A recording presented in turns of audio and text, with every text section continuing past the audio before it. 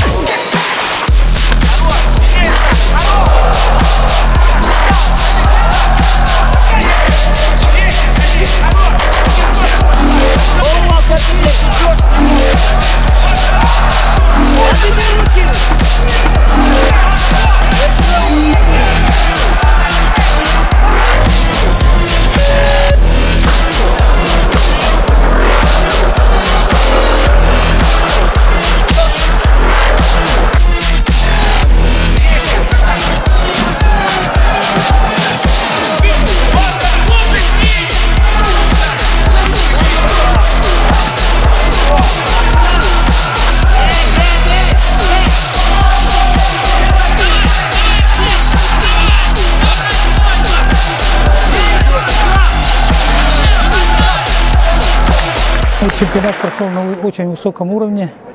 Вот, у нас приехали почти все регионы Дальневосточного федерального округа.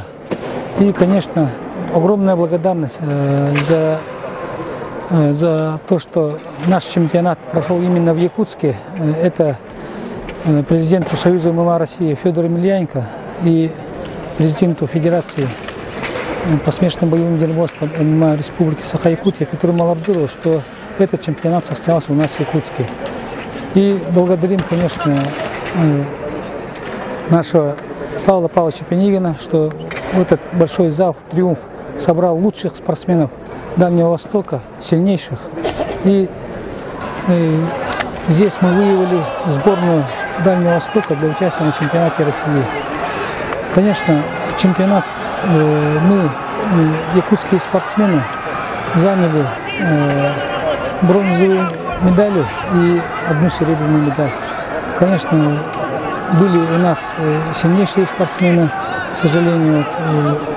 Гуляев Гавриил, один из наших сильнейших спортсменов, на пути к полуфиналу во втором бою уступил спортсмену из Приморского края.